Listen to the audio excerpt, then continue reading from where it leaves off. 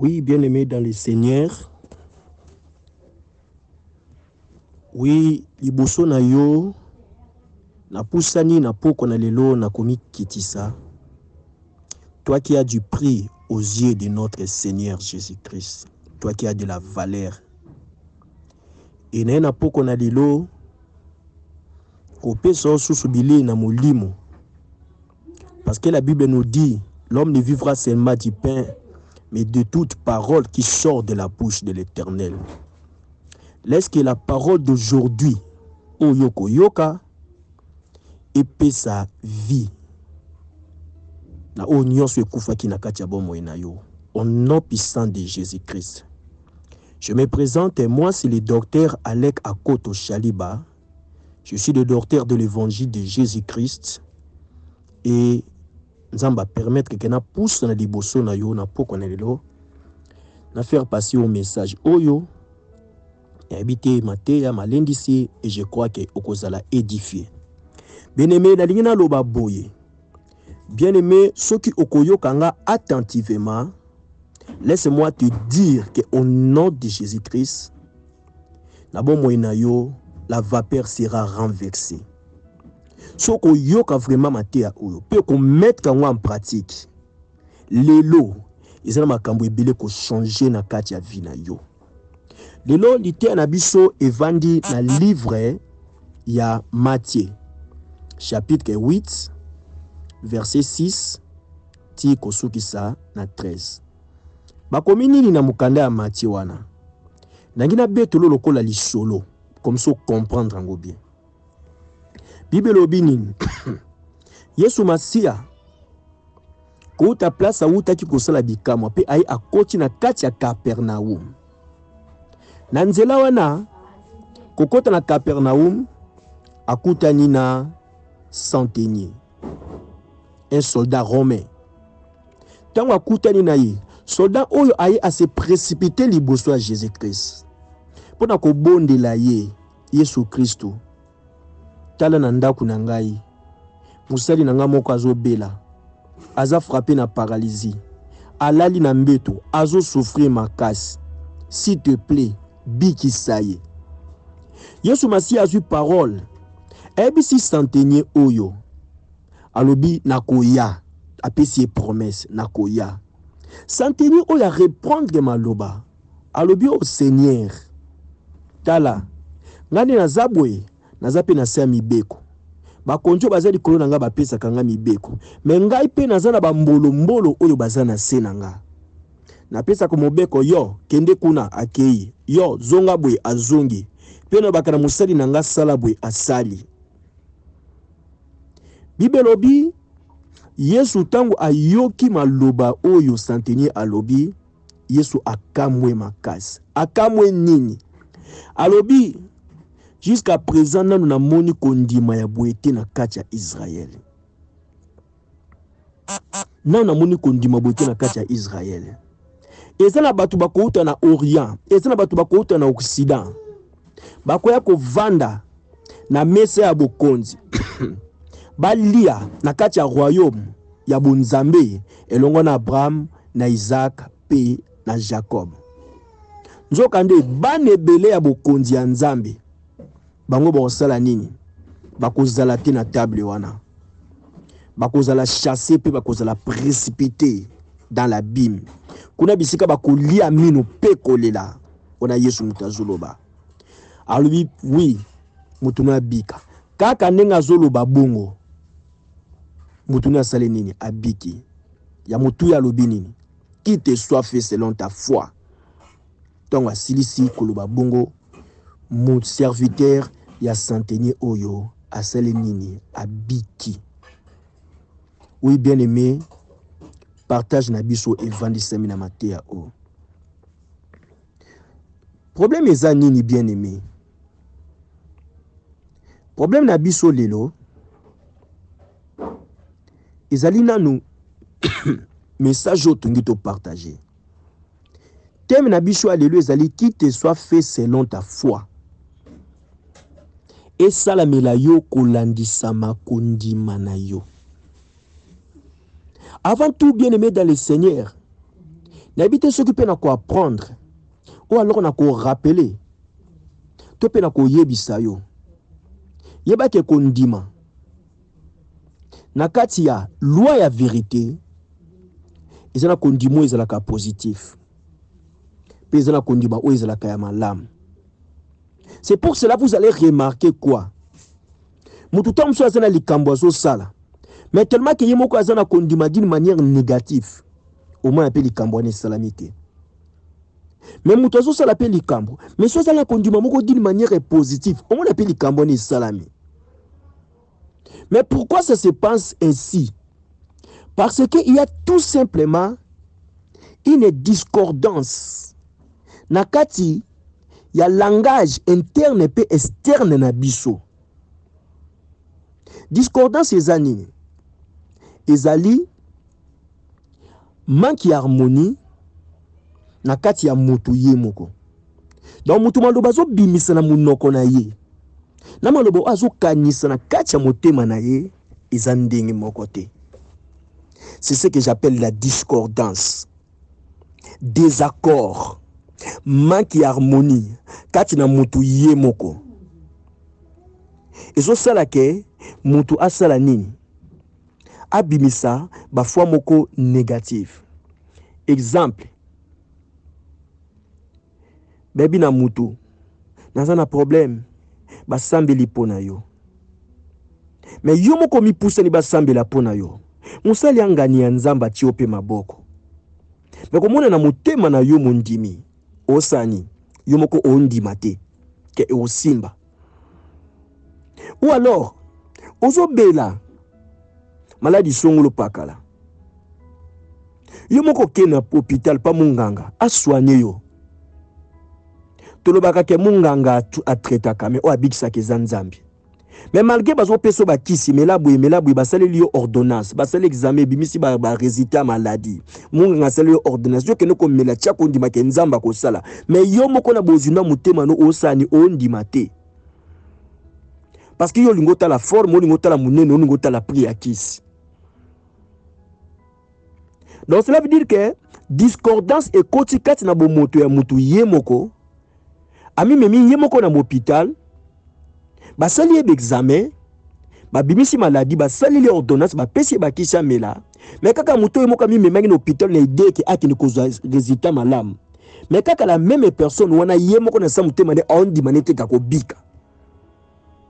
Kaka la même personne oyo yemoko ami temisi na makolone ake na église, ake luka musali na nzambe. Pona aibise ke nazana problème zongolo paka la bonde la pona tina na ngai. Mais musala nzambe angani, ale mususu pe ami koti ba retraite, ami koti si ba prière, ami sali makambe belé, ay abonde li pona yo. Car l'été qui vous imposerez les malades seront guéris. Mais quand il veut imposer ses mains sur toi pour que tu sois guéri, mais yo moko na sia mutema na yo.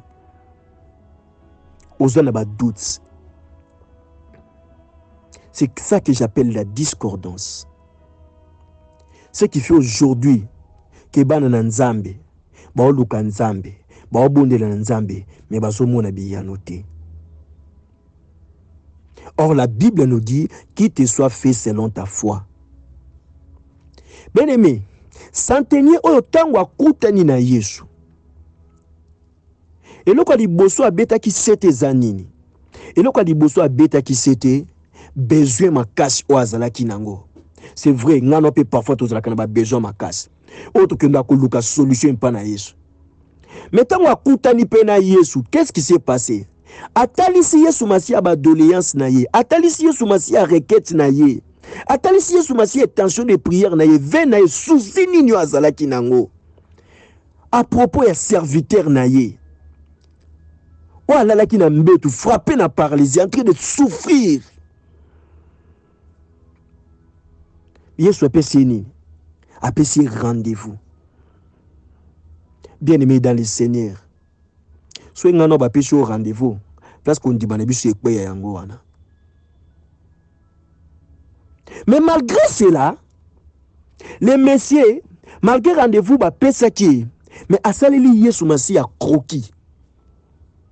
Asaleli Yesu masi a schéma. Habité maître. Te Seigneur. Ngapeni nazabi nazaka na se ya kibokonzi. Ma pesa nga mibeko na tosaka. Mais ngapi na se na nga na zana bateau na pesa mibeko. Soka na lobi na soda yo longwa akende kuna akei. Yo kuna longwa kuna zonga boy akei. Yo sala boy asali. Vous comprenez? Par là, il veut dire quoi? Il veut dire que Jésus-Christ tient le pouvoir. Même si tu ne viens pas dans ma maison, même de loin, tu peux ordonner, la chose va arriver. Amen. Même de loin. Bien, mais ça a un problème à cérémonie.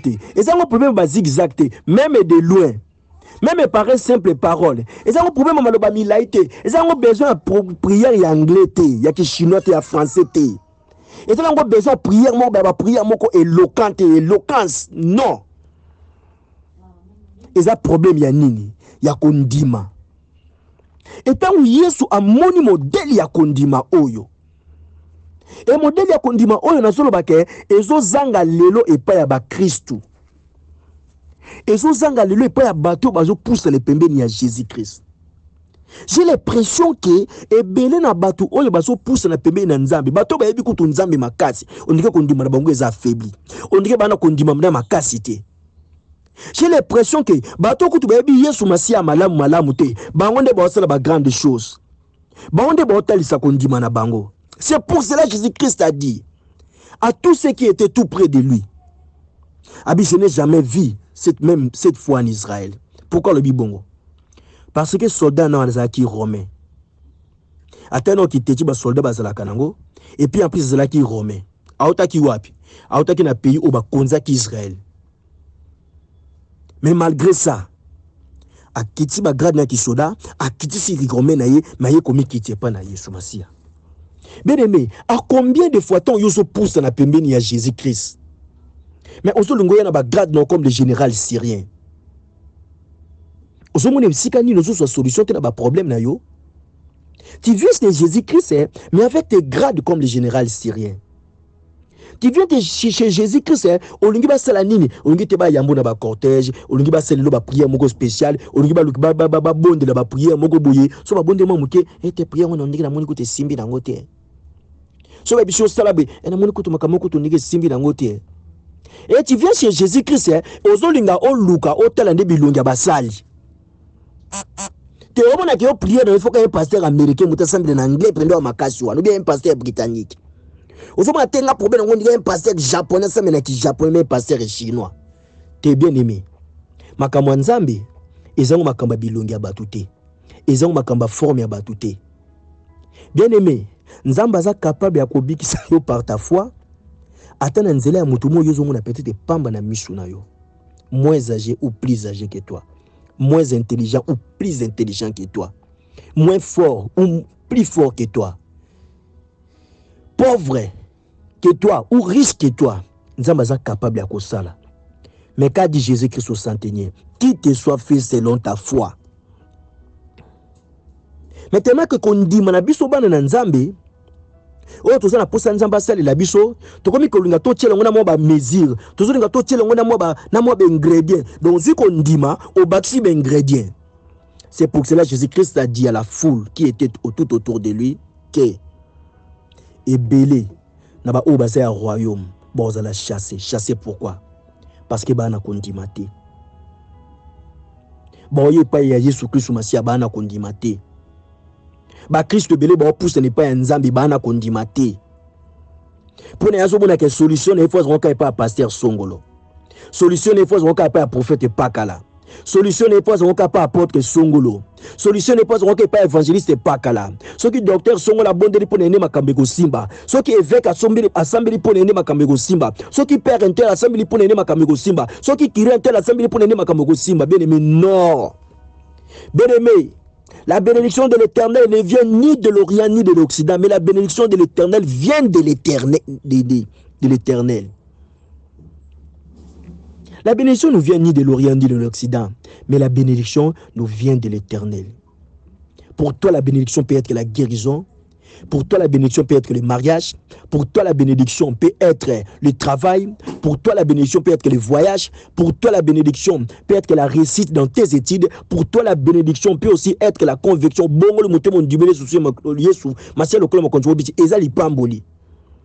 pour toi la bénédiction peut être la paix du cœur. Kimia. Nakati anda kalibala na yo. Promotion na musala na yo. Guérison na maladie na yo. C'est ça la bénédiction. Oui, la bénédiction a plusieurs têtes et la bénédiction a plusieurs formes. Mais ces bénédictions-là ne viennent pas na bato to mona na miso na biso. Ne vient pas na idée au ngano tozolingato sala le général syrien. Ah, je croyais que ce messieurs les prophètes va sortir et m'accueillir avec honneur. Tel la zotine de la musali naye. Et je croyais qu'akoya yambinga pesinga kicha lokomo, apesinga ba pakamalasi, apesinga ba sang, apesinga ba parfum, prier bisala bi, yazo banga ki ko bibwa ka 7 fois na main ya Jourdain. Est-ce que pas na biso ko na ba maizake? Lo sambo ici na sambilango. Prière aussi ba sali langa na zo solution te. Est-ce que ana kozwa? Là c'est pas la foi, bien-aimé dans le Seigneur. Là c'est pas la foi. Je sors un peu pour revenir. Prenons un grand de la Bible qui était tout près de Jésus-Christ. Mais un jour, quand il a vu Jésus-Christ dans la mer, il a demandé à Jésus-Christ, est-ce que c'est toi ou bien c'est pas toi? Si c'est toi, ordonne que moi aussi je vienne près de toi. Mais c'est Pierre a marché, l'apôtre Paul a marché, tonton Pierre a marché, vieux Pierre, Coco Pierre, Tata Pierre, à Tamboli de Kolamai. Mais qu'est-ce qui s'est passé avant d'atteindre là où Jésus-Christ était? Des doutes et continue à monter manaye. Vous voyez? Mais les condimano au 500 on a doutes. Il y a un makambébélé salam na vie na yezate. Parce que condimano zo tia ba mélange. Condimano o linga et salam ndeyo lingi. Oui, bana nzambe ba ya bongo, bana nzambe ba pa na basali na nzambe, bana nzambe ba ya koluka nzambe parce que ba linga nzambe asali la bango modèle bango ba lingi. Et un de to kenda pas tailleur hein? Ok, pas tailleur, te tongela nga libaya na ngeze la forme boy. Ok, pas tailleur, te tongela nga kazaka na ngeze la forme boy. Non. Quand on vient, c'est Jésus-Christ. Ba miti kaka. C'est pour cela, un grand de l'Ancien Testament, qui s'appelait Jonas, quand il a vu que les choses n'allaient pas, chef Yamasu a tourné. Abi nzambe no nani. Batu ba bondela. Batu bazo luka makamunyoso. Yozo lala. Et puis on a un profond sommeil. Jonas a présenté son Dieu dans cet navire. Abin Nzambe nangaza maître de tout esprit. Il gère l'eau, le vent, la terre, la nuit, les jours. Il gère toutes les choses. Et lesquels bateau. Bien aimé, nous avons un Dieu qui est le maître de tout esprit. Un Dieu qui agit dans le feu, dans l'eau, dans la terre. Un Dieu qui agit dans le vent, un Dieu qui agit dans la lumière, un Dieu qui agit dans les ténèbres. Son nom c'est Jésus-Christ. C'est ça notre Dieu. Notre Dieu a un nom. Un Dieu qui est le Père d'Abraham, d'Isaac et de Jacob. Un Dieu qui est le Dieu des prophètes et des apôtres. Un Dieu qui est le Dieu, même de Simon qui mort, même d'Adina Bala, même le Dieu de Mahomet, de Bouddha, de Maman. Il est le Dieu de tout esprit. Devant lui, tout genou fléchit. Mais tant on pousse à liboso naïe. Yebake esala milaloka ko la disama kondima na yo. Si o tie kondima na vino ke makambe ko simba e o simba. So pe yo moko tie kondima ke makambe ko simba te e simba te. Makambo linga na lobelonde yango wana. Makambo e simba kate parce que mutu ye moko azo tia kondima ke simba te. Do ye mo andimi ke simba na ngote. E simbi pete. Mais ceux qui ont dit que ko simba, c'est pour cela Jésus-Christ a dit à ses centeniers, qu'il te soit fait selon ta foi. Et s'il sentait comme il a mis foi, et ça s'est fait comme il a voulu. Son serviteur était guéri. Vous comprenez? Gloire à Dieu. Oui. Et Belé a batubaza chassé. Musika na nzambe. Awumeli. Ayebi nzambe. Ayebi makomi. Ayebi makamanzambe kitoko. Mais awumuna bola mute na vinae. Pour na nini? Parce que yimo kaza na foi négatif. Aondimate ke makambe au simba. Aondimate. Mais Jonas tango batunye sko tozo solution ndenge nini. Qu'est-ce que Jonas a dit? Jetez-moi dans la mer. Hey, boboa kanga na kati ya mai. Bien-aimé nzokande, soki muta denga zo solution. Na ba problème o yaza nango esengeli ami boa kandi na kati ya mai. Kobi boa kana mai c'est quoi? C'est dans la parole de Jésus-Christ. c'est dans la loi de la vérité. Ni bois kana kacha liloba na Yesu Kristo Masia. Liloba na Yesu Masia ni moye muto peso. Yesu ye mo muto peso modèle à kobikela. Oui, ils étaient venus chez lui comme aveugles. Mais bamso asangi se so ina mabila pakuli bona miso amoni. Mais bamso pa lobaki kaka. Mais bamso pa simbaki. Atana soi na mabele miso ekomona iye. Zambe na biso nzamba basakoli iye. Zambe na biso nzambe ya miyano iye. Atana nzete maye kofungwama iye. Atana libanga Goliata kopeya iye. Maloba ya pambe kanga kipembula iye. Kazaka na maye kabwani iye. Nambanga na nyama na longa ba Philiste iye. Makelela yo yembwe kwesi Jericho iye. C'est ça. Peu importe la manière o yo kolukela nzambi babwako na mai solution koya yo krotandi na iloba na nzambi ne mutu eportelo solution mais yo kolinga te oya oluka solution na yo kolinga te oya yo oluka o s'imposer faut ba memenanga boye car il te soit fait selon ta foi et ko salamela yo kolandisa makondima na yo. Bien-aimé, j'insiste, sozo la kondimo eza positif. Makambe bile ko changer na kati ya vie na yo. Sozo la kondimo eza négatif, na kati ya vie no makambe ko changer te parce que kondima no ngo wana. Bien-aimé, problème eza nini? Na bité, to lo balem sou ke nzamba aza démocrate. Foi oyo zo présenter liboso ya nzambe, eza foi oyo ko peso réponse. Mais si vous avez dit que vous avez simba, mais si vous avez dit que vous avez simba, foi no yango wana. Zamba pambola bino. Bisika nyonso bozwami. Nzamba sela bino bolamu. Na kombo na Yesu Kristo Masia. Bien-aimé tokangama na nzambe. Toluka nzambo yo. Tanto pousa mpeme na nzambe. Tozana kondima ya solo parce que ekosala milawo kaka kolandisa makondima na yo so yo tie kondima positif ozu biloko positif so tie kondima négatif ozwa pe biloko négatif ton ba boaki Jonas na mai se calme kimi ekoti sor na ekona nini etali biso te mais problème ezani kimi ekota alléluia. Bien aimé oyo koya na sima etali biso te mais problème na biso eza tango tozo poussa na pembe na nzambe to tia kondima et ça ma sikolo et ça ma lobby et ça ma lobby okuna date jour heure forme etali biso te mwana na nzambe soko zo poussa na pembe ya nzambe forme date jour couleur etali yote yo besoin na yo eza nini eza kezala na kondima kende na pousser na zo solution. Parce que ate basangisi mabele na soya avec leur mona. Ate bazu libanga muki babambi Goliath okweya. Na loyembo apamba Jericho kokweya. Ozolanda. Kote msu babeti nzete na mai kabwani biteni mibale. Mais kote msu zwa vi kazaka babeti na mai pe kabwani. Ozomona. Oui nzambe na biso aza nzambe ya multiforme, aza nzambe ya multisystème. Côté musu bazo tinda mutu te kende na pui kende ko sukola miso ko mona mais côté musu bazo tinda mutu kende na kati ya Jourdain beta plonge mbala sambo kota bima peut-être que chiffre à destiné à tataniza qui 7 et à cela qui glorifié à cela qui béni par joie qui répond par rapport à maladie qui ko déranger abikaki. Bien-aimé dans le Seigneur, je suis venu vous dire que tous la conduite est positif. C'est comme ça que tu lis à Mesa Moko na Abraham. Parce que c'est lui qui est le père de la foi. Bon, il y a même une table na Abraham. Et ça va fils de la foi. Dès qu'on va na kiti ya kondima, on va na Mesa kondima comme qu'on lit à biloko à kondima.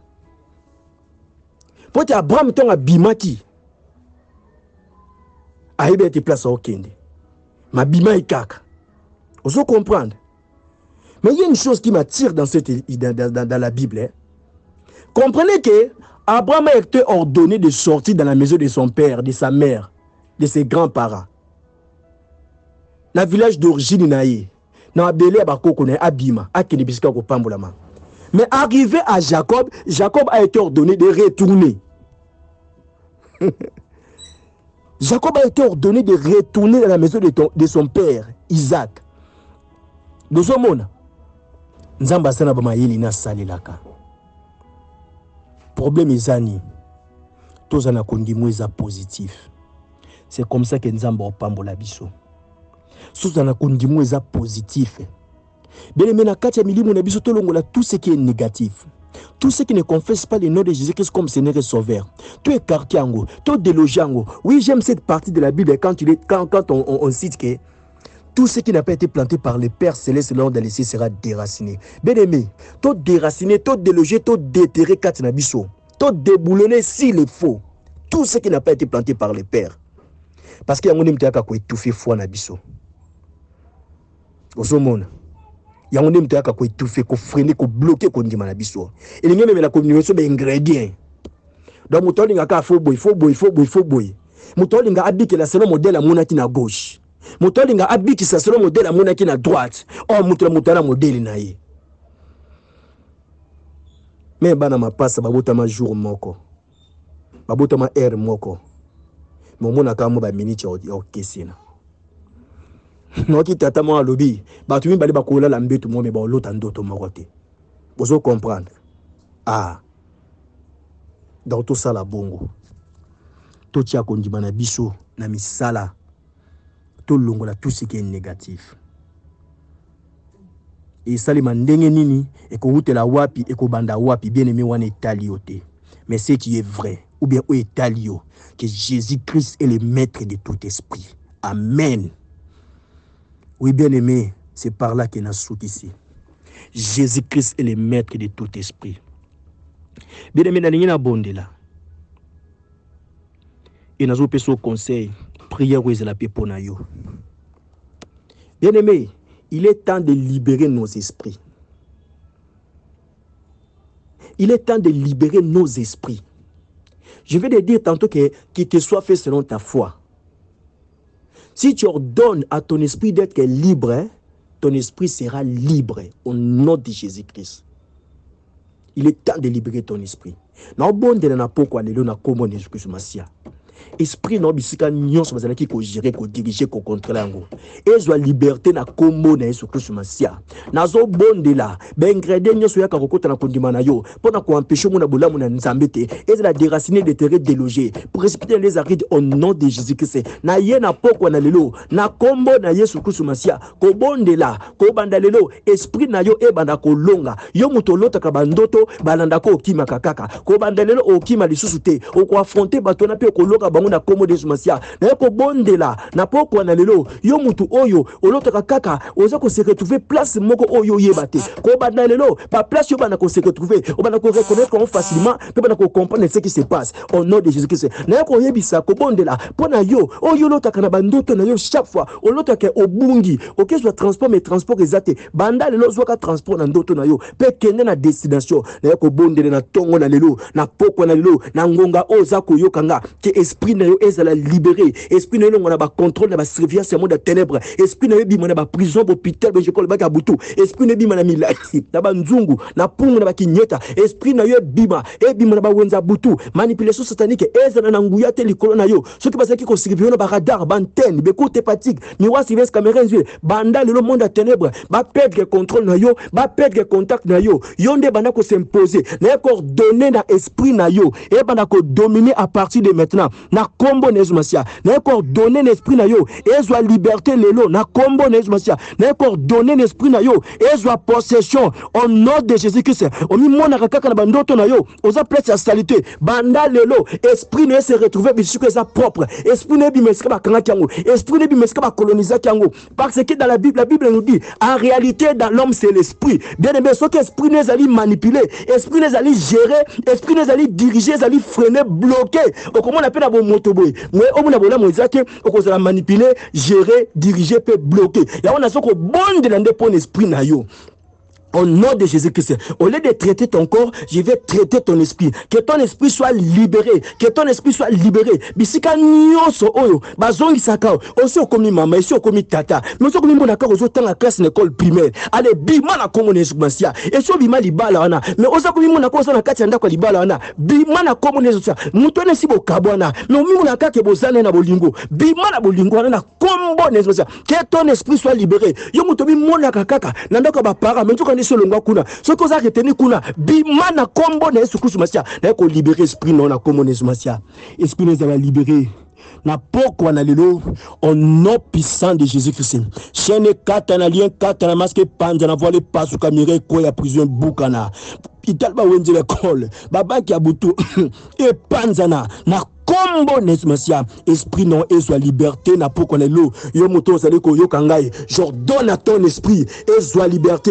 C'est pour cela j'ai compris dans le livre des psaumes David a soloba mon âme loue l'Éternel, mon âme glorifie l'Éternel, parce qu'il comprenait que parfois son âme ne louait pas l'Éternel, parfois son esprit ne louait pas l'Éternel, parce qu'il était enfermé quelque part, il était bloqué quelque part. C'est pour cela que quelque part dans la Bible il a pleuré, il a dit car mon esprit est abattu au-dedans de moi. Benemozo tambola malamu na moto nzwana na kati na esprit les a déjà bâti na kati l'esprit les a enchaîné na kati na nzoto esprit les a lié ligoté freiné manipuler gérer diriger banda lelo bimana boumbu wana banda lelo bimana ba sécheresse wana bimana ba freinage wana salité nyonso balatsa ko na molimo obi mona kaka na kati ya salité bimana kati ya salité wana na kombo na Yesu Kristo masia te bolamu na nzambe za la partage na yo na poko na lelo na lobi molimo na yo epela moto oya vandile na tasima melaka nga bomba zika na kombo na Yesu Kristo masia na poko na lelo yo moto ozwa ko yokanga na lobi molimo na epela moto ba prison bo hôpital ba école ba banque ya butu milangi banzungu bino manzanza ba maboka ezika na kombo na Yesu masia na lobi molimo na epela moto monde ya ténèbres ezala secoué monde ya ténèbres ezala secoué ngamba banguna na ezala secoué est-ce que naso ba dirige ka molimo na yo ba manipula ka molimo na yo est-ce que ba freiner ba bloquer molimo na ezala secoué esprit na ezala liberté ezwa liberté na moto moto na molimo mosanke libérer molimo na yo au nom de Jésus-Christ. Banda lelo. C'est nyonso. Où il y a confusion, discordance, manque d'harmonie. Na kati ya kondima na yo. Na précipitons dans les arides au nom de Jésus-Christ. Na ordonné. Molimo mole manzoto na ezala moko au nom de Jésus-Christ. Bien-aimé, tu veux qu'il te soit fait selon ta foi? Olingi esala bena yo ko landisa makondima na yo. C'est la exercice chaque fois. Que ozobi mana monoko e otape na kati ya motema na yo. Omona tamu so mona monoko zolo babena sa motema zo tia dutu boya kango. Molimo molema nzoto na yo ezala na liba moko. Bibi zolo bakuba tu imbale so bazo tambola ensemble ba yokanite ba okini malamu te. Bon siko na nzoto no yo moko omona monoko zolo ba mususu motema pe zolo ba makamsu nzamba yo kote. Nzamba yo kote. Esengeli molimo molema nzoto na ezala na bomoko. C'est comme ça que nzamba ko yoka yo. Car il est écrit qu'il te soit fait selon ta foi. C'est Jésus-Christ qui a dit ça. Ozala oye kondima sika. Ezala oye binzame malamu te. Ezala oye binzame na bozindo. Bien-aimé yeba ke na biso nyonso. Esala mela biso ka kolandisa makondima na biso. So tangi texte o ya Matthieu chapitre 8 kobanda na 1 okititi na sekuna omona quelque part même ba démon ba tiepe kondima bazo supplier Jésus babibo ka biso tana bangulo mais quoi basenga ki bongo nzamba pie bango.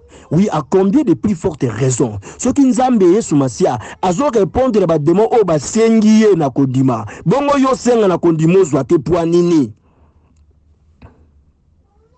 Mon nom, c'est le docteur de l'évangile de Jésus-Christ, Alec Akoto Shaliba.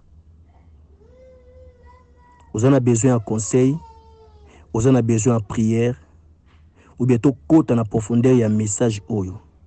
Si tu as le sambo, tu as le liberté esprit. Chaque matin, bien aimé, ce que tongo est anima kasi la mokaka. Et je te conseillerais, kata pongi. Au moniteur, tu comme la première, tiers, ou bien minute à jour. Hein? Dans ton toko, tu as 0 heure, à 1 minute. Kata pongi. Lobata maloba mukuse. Molimo nangai, ça l'a libéré au nom de Jésus-Christ. Molimo nangai longa bitumba. Molimo nangai soit contrôle total et possession au nom de Jésus-Christ. Molimo nangai gérer, diriger. Molimo nangai bénéficier de la faveur ya Nzambe parce que la Bible dit chaque matin il renouvelle sa bonté à la faveur de son peuple. Que cette bonté là que l'Éternel renouvelle pour son peuple chaque matin soit possession nango au nom de Jésus-Christ. Nous avons besoin de conseils, nous avons besoin de solo, nous avons besoin de prière. N'hésitez pas à nous appeler. Nous avons un service à notre Seigneur Jésus-Christ. Et je crois que nous avons une réponse à la question et nous avons une solution à la problème.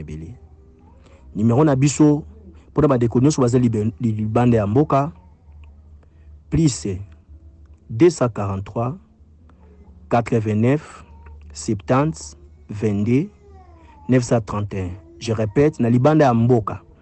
Plus 243 89 70 22 931. Nakati ya Kinshasa, nakati ya RDC Congo, Mobimba 089 70 22 931. Nalobi nakati ya Kinshasa, nakati ya RDC Congo Mobimba 089 70 22 931. Numéro nabiso angwana n'importe quel benga na normal bien par WhatsApp toko yamba yo et je crois que Nzambi wana a renversé vapeur na vie na yo car il est écrit qu'il te soit fait selon ta foi. Soche kondima que Nzambo na présenter le Yesu Christ Masia aza capable de couper sa solution ba problème yo zanango. Bien aimé Okozwango, que mon Dieu vous bénisse encore une fois de plus. Ciao.